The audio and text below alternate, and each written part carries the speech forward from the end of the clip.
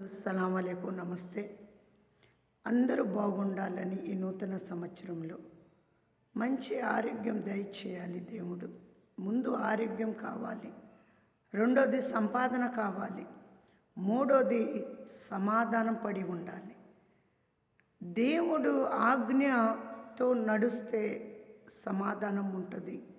దేవుడు రక్షణ పొందినావంటే అది గొప్ప కాదు, కానీ నువ్వు తగ్గించుకుంటే గొప్ప.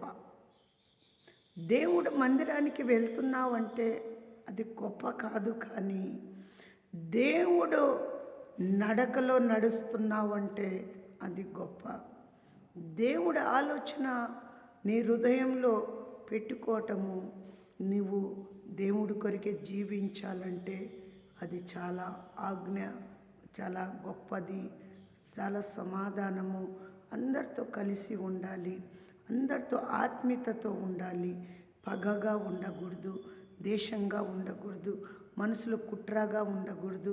నువ్వు సంపాదన ఎదురు వాళ్ళకు వస్తూ ఉంటే దేవుడు మనకు ఆశీర్వదిస్తాడు. ఎందుకు తెలుసా? వాళ్ళతో సంపాదన ఉండి కలిగి ఉంటే మనాస్మ అంటే వాళ్ళకి ఎంతోమందిని ఆశీర్వదించి వాళ్ళు ఎంతోమందికి సహాయము పడతారని మనం ప్రార్థన చేయాలి. ఈ లోకంలో నువ్వు నడిచే తోవ వంకరగా లేదు, కానీ నీ మనసు వంకరగా ఉంది. నువ్వు కూర్చున్న స్థలము మంచిగానే ఉంది, కానీ నువ్వు మంచిగా లేదు అనుకుంటావంటే నీ మనసు బాగులేదు అన్నమాట. నువ్వు తీసుకునే ఆహారము కూడా మంచిగానే ఉంటుంది, కానీ మంచిగా లేదు అనుకుంటావు. ఎందుకు తెలుసా? నీలో అసలు దేవుడి జీవమే, పవిత్రమైన జీవము లేదు. కాబట్టి నువ్వు ఎవరికైనా చిన్న చూపు చూస్తావు, ఎవరికైనా హేళంగా మాట్లాడతావు, ఎవరికైనా నువ్వు ఎంత చిన్నగా నువ్వు చూడగలుగుతావు. ఈరోజు నీకు దేవుడు చెప్తున్నాడు, నువ్వు నడిచే ప్రతి మార్గం నేను ఉన్నాను, నీవు బాధలు పడే ప్రతి మార్గంలో నేను ఉన్నాను, నువ్వు నశించిపోకుండా నేను కాపాడుతాను, నిన్ను నీ కుటుంబానికి నీ ఆలోచనలకు నేను ఉన్నాను అంటున్నాడు దేవుడు. నీ ఆలోచనలు నీ కోరిక నెరవేర్చేవాడు న్యాయంగా ఉంటే నెరవేరుస్తాడు.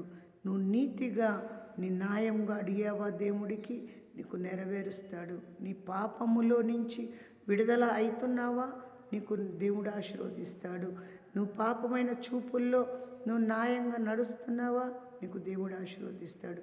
రాకపోకల్లో దేవుడు తోడుగా ఉంటాడు, రక్షణ ఇస్తున్నాడు, బలం ఇస్తున్నాడు, శక్తి ఇస్తున్నాడు, మార్గం ఇస్తున్నాడు, జీవం ఇస్తున్నాడు. ఈరోజు ఎంతమంది సేవకులండి, ఎంత మాయ సేవకుల్లో కూడా మాయగా ఉన్నారు, కుట్రగా ఉన్నారు, సేవకులు సంఘాల్లో ఉన్నారు. మరి అందరూ కూడా ఎందుకు బాగుపడటం లేదు అంటే దేవుడు చెప్తున్నాడు, నీవు జాగ్రత్త కలిగి ఉంటే, నువ్వు తగ్గించుకుంటే నా రాజ్యానికి వారసురాలివి అంటున్నాడు. నీతోనే కార్యాలు చేస్తానంటున్నాడు. ఆనాడు సౌలుని పౌలుగా చేశాడు, పౌలుని శైలుగా చేసేసాడు. దేవుడు ఎంత గొప్పవాడో చూశాడండి. మోషే కర్రని సత్యం ఇచ్చాడు, ఎర్ర సముద్రం 2 పాయలు చేపించాడు. మరి అబ్రహాముని సంతానం ఇచ్చి ఆశీర్వదించాడు దేశానికి. దేవుడు ఎంత గొప్పవాడు, ఆయనలో జీవించాడు, ఆయనలో జీవించిన వాడు గొప్పవాడై ఉన్నాడు. ఆయనలో మార్గంలో సత్యముగా నడిచిన వాడు గొప్పవాడై ఉన్నాడు. ఎందుకంటే ఈ లోకము చాలా చిన్నది, ఈ లోకము చాలా నీటి మీద బుడక లాంటిది, ఈ లోకము చాలా చిన్నదిగా ఉంది. ఈ లోకంలో చిన్నగా చూపు చూసేవారికి దేవుడు ఒప్పుకోడు. మంచి మార్గంలో నడిచేవారికి దేవుడు సత్యం ఇస్తున్నాడు, ధర్మం ఇస్తున్నాడు. మీరు కావాల్సినది నూరెంతలు వేయింతలుగా సంపాదనలో మీరు కలిగి ఉంటే దేవుడు జీవిస్తాడు, మిమ్మల్ని ముందుకు నడిపిస్తున్నాడు, ఆజ్ఞతో ముందుకు నడిపిస్తున్నాడు. తండ్రి, నీ నామానికి మహిమ, ఘనత, ప్రేమ ఈ లోకంలో ప్రతి వారుని మీరు దీవించి మంచి మార్గము, సమాధానము, ఆహారము, అయ్యా యేసయ్యా, గర్భఫలం లేని వాళ్ళకు గర్భఫలం ఇవ్వండి.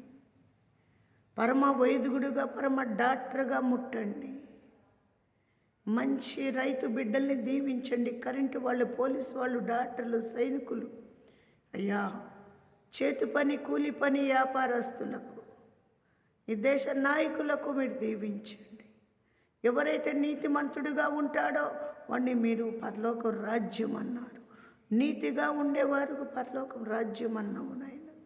నీ మార్గము, నీ సత్యము, నీ ధర్మము, నీ నడక, నీ ఆలోచన, నీ కంటి చూపులో నడవాలని మేము ప్రార్థిస్తున్నాం ప్రభు. మాలో ఏమన్నా ఉంటే తీసేయటానికి మీరు సహాయము దయచేయండి అయ్యా. సమస్యలు, అప్పులు, బాధలు, చిక్కులు, కష్టాలు తీసేయండి. నీ నామానికి మహిమ, ఘనత, ప్రేమ, సమాధానం పరిచి యేసు నామంలో అడిగి వేడుకుంటున్నాం తండ్రి. ఆమేన్, ఆమేన్. అందరికీ వందనాలు. యేసు నామంలో. యెహోవా వీరే ప్రార్థన మందిరం, దాచేపల్లి మండలం, బిఏడి కాలేజీ వెనక భవానీ కాలనీలో ఉంది. సత్యమయిగా దేవుడు ఉన్నాడు. ధర్మంగా మనం నడవాలి. దేవుడు కార్యాలు చేస్తాడు. అందరి కొరకు ప్రార్థన జరుగుతుంది.